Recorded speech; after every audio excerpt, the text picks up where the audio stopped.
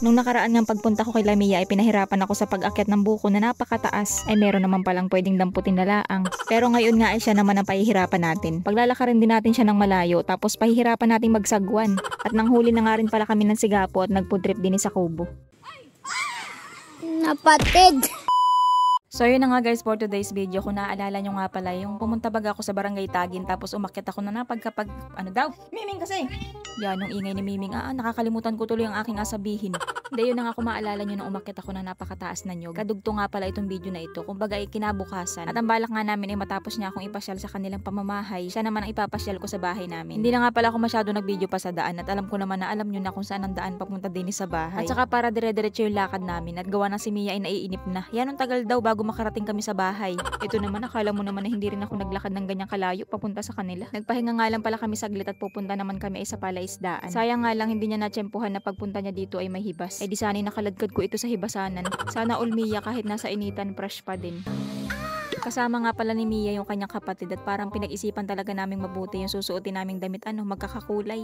Nga pala ako hanga din ni kay Mia, hindi malaang nagpandong ayan ng init. Kung ako yan, napakasakit na ng bungo ko niyan. At yung mata ko niyan ay parang dinudukot na sa sobrang sakit. Yan yung dahilan kung bakit ako'y lagi nakasombrelo. Yung mata ko kasi ay hindi masyadong sanay sa liwanag. Ay awan pa baga, may lahi ata kaming aswang. Gusto ko nga sanang mag-sunglass kapag ako'y nangihibasa, napunta ng lalauhan o di kaya isa ilog. Pero panigurado ang apunahin ako ng mga tao dito kapag ako'y naganyan. Sabihin lang ay abah, yanong gara, nakasunglass pa. Basan laang. Hindi talaga natin maitatanggi na kapag nasa probinsya ka tapos makita ka nilang nakasunglass. Nasa isip agad nila na nagpipiling kang balikbayan o di kaya ay piling artista. O di ba binasi doon sa salamin ng iyong pag-uugali. Nga pala dahil walang hibas ngayon dito nga kami sa palaisdaan mangunguha o manghuhuli baga ng aming abod tripin. Bibiwas kami ng sigapo. Isang piraso nga lang pala yung bibiwasin namin pero grabe naman yung dala kong lagayan. Napakalaki. Isang piraso nga lang pala yung uhulihin namin at gawa ng sakto nagpatamba kasi ako din sa palaisdaan at may nakuha nga silang 2 katang. Kahit hindi na kami humuli ng sigapo may pangulam na kami. Pero gusto ko nga ipa-experience din ni kay Mia ang pamimiwas ng sigapo. Isang piraso lang naman at saka ay babauyin ko na lang siya pagdating ng araw. So ayun Mia, bakit kailangan mo pang paikot-ikutin yung pain bago ihagis? Anong meron? Bakit pinaikot pa? Mabilis ba makakahuli kapag gayan? So ayun, napakadaming buwelo bago ihagis. Inapakan naman yung nylon ay di bumalik din yung pain. Sumasakit sentido ko sa'yo Mia. Kinuha ko na nga lang pala sa kanya yung biwas at ako na nga lang ang naghagis. At kung siya pa ang apaghagisin ko ay naku, aabutin kami ng siyam-siyam at mag-asampu pa sa tagal. So ayun na nga't may sumibad na at natataranta si Mia. Sibad, ila! Laki! Laki! No! Sumabit! Sumabit, ila! Napatid!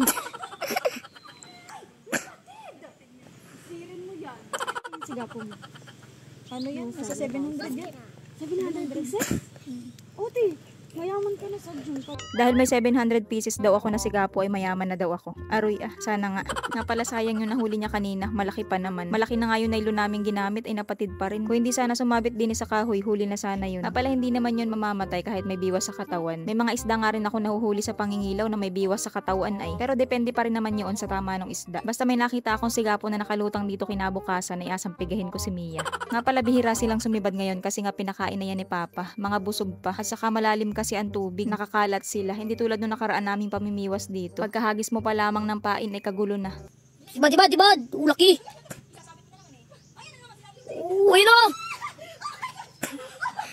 Kung mapapansin nyo nga pala, parang sobrang OA no reaction ni Mia, Pero para sa akin hindi, kasi first time niya yan. Wala naman kasing ganyan sa kanila at puro nyugan. At saka masaya naman talaga mamiwas. Kahit nga ako kanina, di ba, nakilokso rin. Kahit kami nga rin kapag kami ay namimingwit o nangahapin, kapag sinibad kami ng isda ay tuwang-tuwa. Ay lalo na kapag ganyan ang sumibad. At malinaw na kwarta agad yan. Di, malakas kasi yan humatak, kaya nakakatuwa yan kapag yan ang sumibad. Nga pala nahilo na ata itong isda kakalokso ni Mia. Ayan, sinukahan siya. Maliit nga lang pala yung nahuli namin sigapo, pero okay na yan. Lasang sigapo din naman yan. So yun, pagbalik nga namin ay si Mia daw umagasagwan. Sige, kaya mo yan. Para naman hindi kita bauyin sa isang sigapo. Nasa sa inyo ko lang?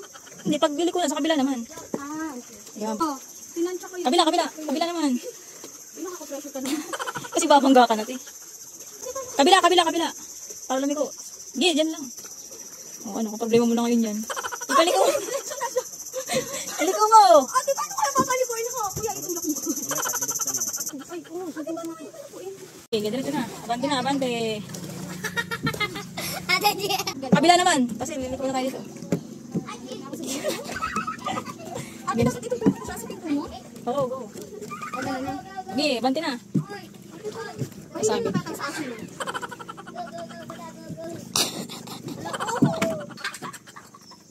Hindi na kinain ni Panda, oh.